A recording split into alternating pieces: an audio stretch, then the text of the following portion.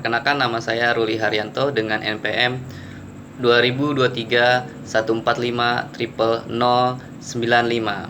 Oke. Assalamualaikum warahmatullahi wabarakatuh. Perkenalkan, nama saya Devi Maritasari dengan NPM 202314500097. Saya dari kelompok 6 kelas XB23 dari Fakultas Ilmu Pendidikan dan Pengetahuan Sosial.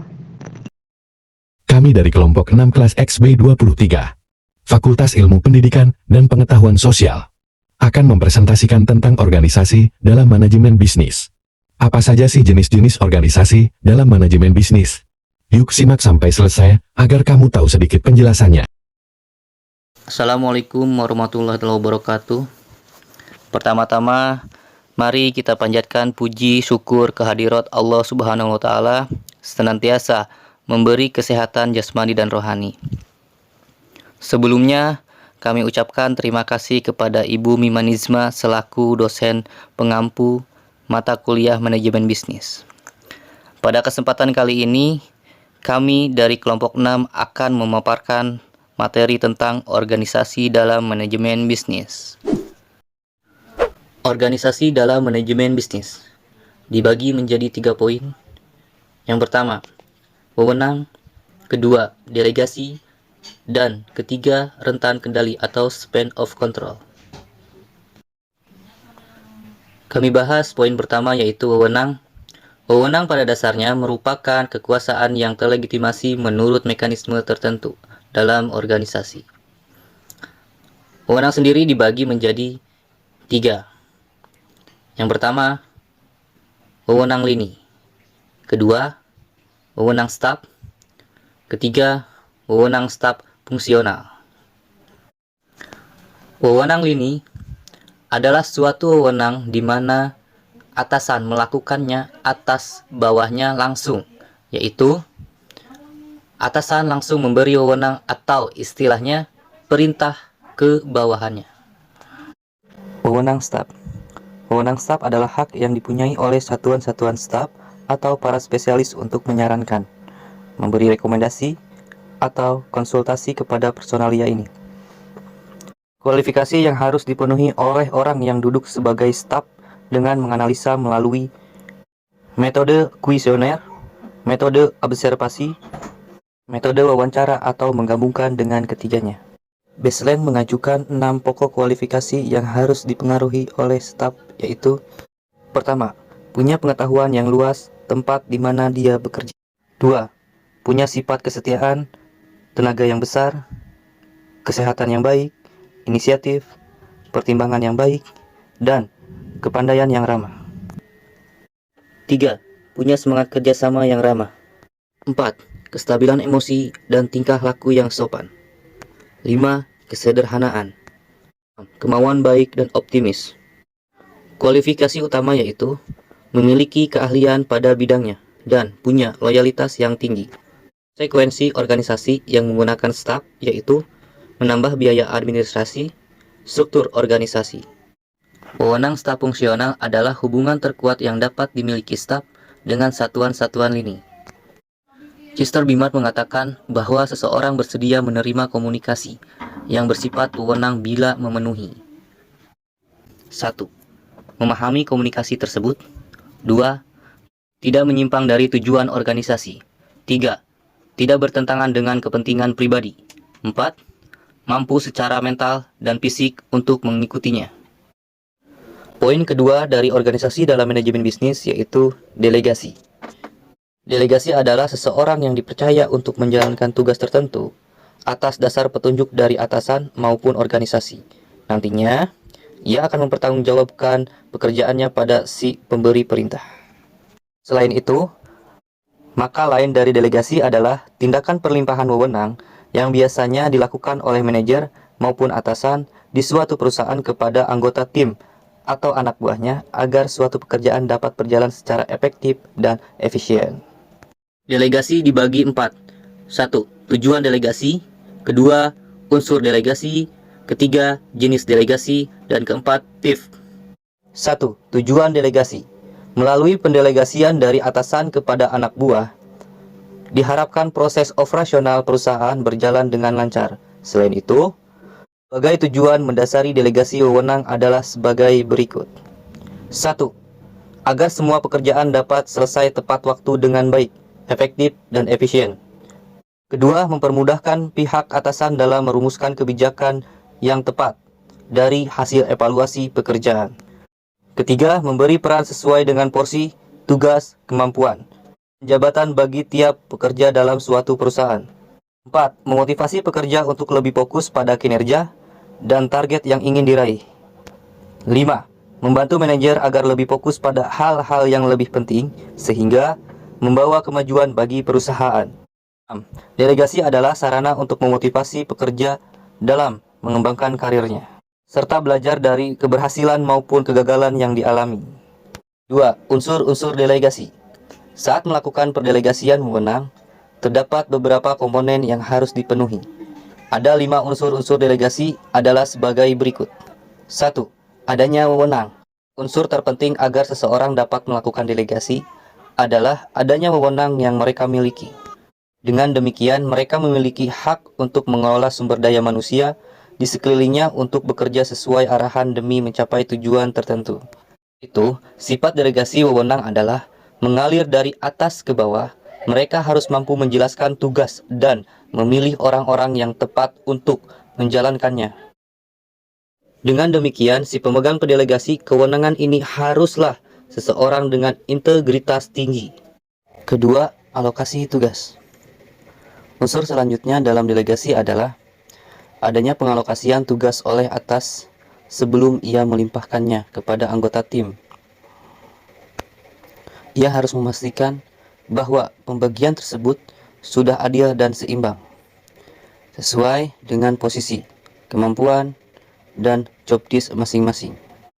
Ketiga, pelimpahan wewenang.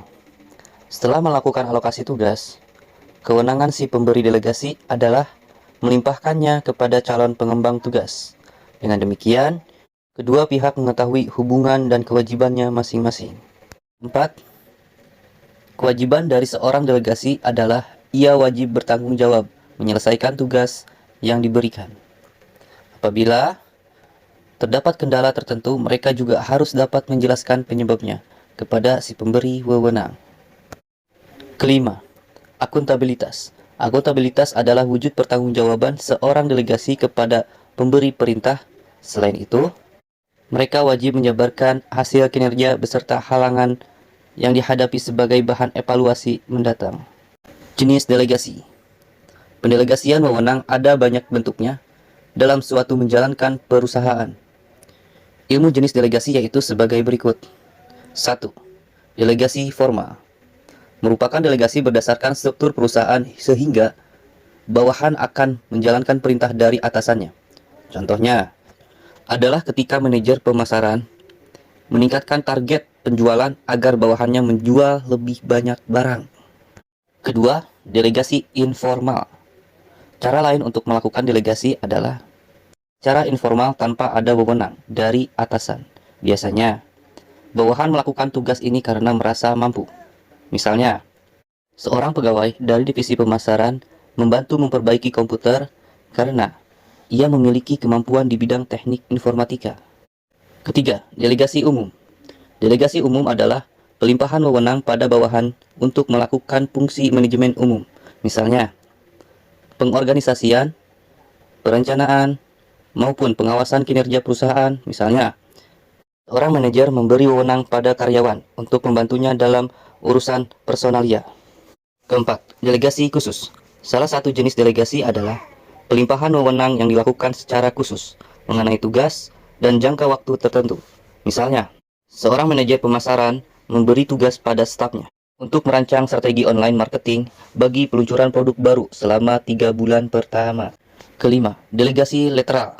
Delegasi lateral adalah pelimpahan wewenang kepada pihak lain untuk menjalankan tugas tertentu yang melibatkan sejumlah orang. Misalnya, HRD perusahaan meminta manajer umum untuk memberikan alamat email seluruh karyawan. Nantinya, penerima wewenang akan memberikan instruksi pada para manajer bagian.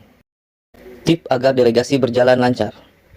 Saat melakukan pendelegasian tugas, tentu akan ada hambatan dan kendala yang muncul. Namun, Anda dapat mengatasinya dengan beberapa tips di bawah ini. 1. Berikan tanggung jawab pada orang yang tepat. Kedua, berikan instruksi dengan jelas. 3. Tetapkan batas waktu. Hal yang tidak kalah penting untuk dituliskan dalam surat delegasi adalah batas waktu kapan tugas tersebut harus diselesaikan. Hal ini dapat membantu meningkatkan keseriusan pengembangan wewenang, terutama jika pekerja tersebut ternyata cukup penting dan mendesak. Dan keempat, tunjukkan kepercayaan. Tunjukkan rasa percaya kepada orang yang Anda berikan wewenang. Hal ini akan membuat mereka bersemangat dan lebih bertanggung jawab. Selain itu, melalui kepercayaan penuh, Anda bisa mendapatkan berbagai ide dari pemikiran kritis para karyawan.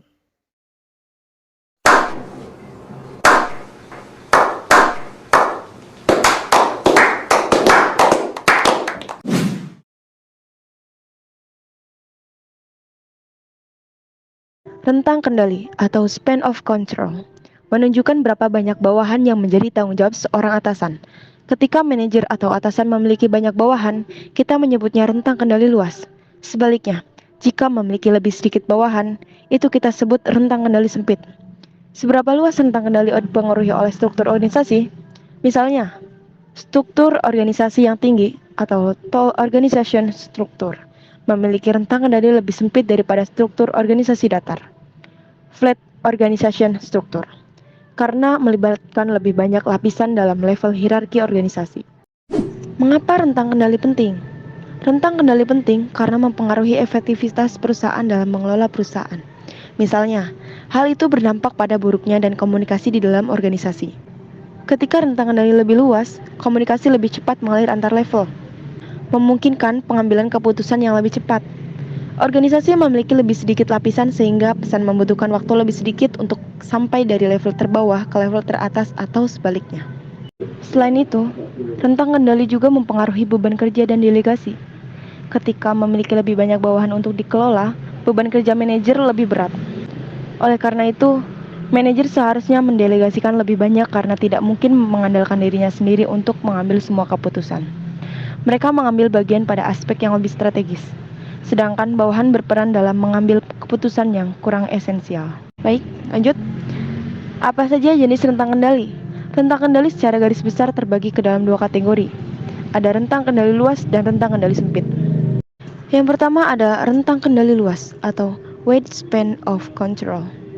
Adalah umum untuk perusahaan dengan struktur organisasi datar.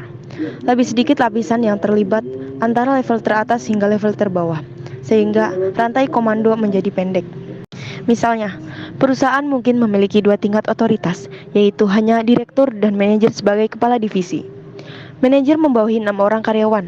Masing-masing karyawan akan bertanggung jawab dan melapor ke manajer, yang selanjutnya akan melapor ke direktur. Yang kedua ada rentang kendali sempit. Di bawah rentang kendali sempit, narrow span of control, manajer memiliki lebih sedikit bawahan untuk mencangkupnya.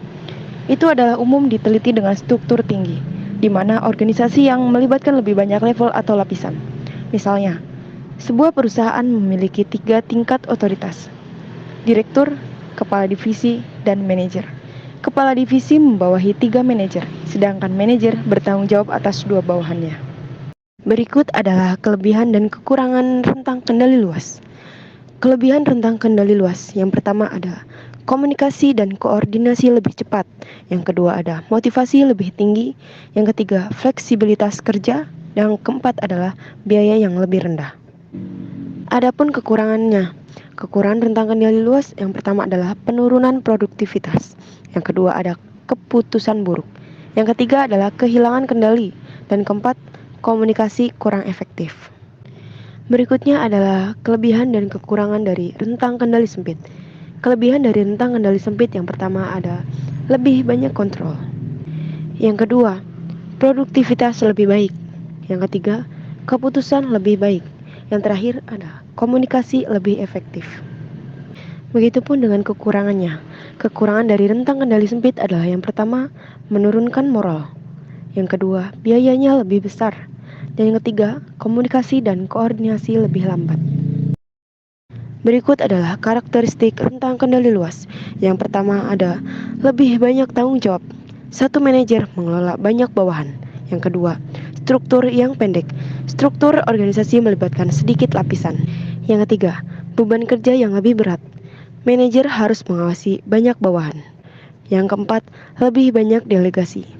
Manajer kemungkinan berusaha untuk mengurangi beban kerja melalui delegasi. Yang kelima, otoritas yang terdesentralisasi. Manajer mempercayai bawahannya untuk mengambil keputusan. Yang keenam, tingkat otoritas yang lebih sedikit. Pengambilan keputusan melibatkan rantai komando yang pendek, sehingga bisa lebih cepat sampai ke level paling atas. Yang terakhir, umum di perusahaan muda. Mereka memiliki sedikit karyawan dan karena itu ukuran organisasi mereka kecil. Jenis-jenis struktur organisasi. Pertama adalah struktur organisasi lini atau garis. Ya, berikut adalah contoh dari struktur organisasi lini atau garis. Yang kedua adalah struktur organisasi fungsional. Berikut contohnya. Yang ketiga ada struktur organisasi lini dan staf. Berikut dengan contohnya. Dan yang terakhir adalah struktur organisasi matriks. Berikut adalah contoh dari struktur organisasi matriks.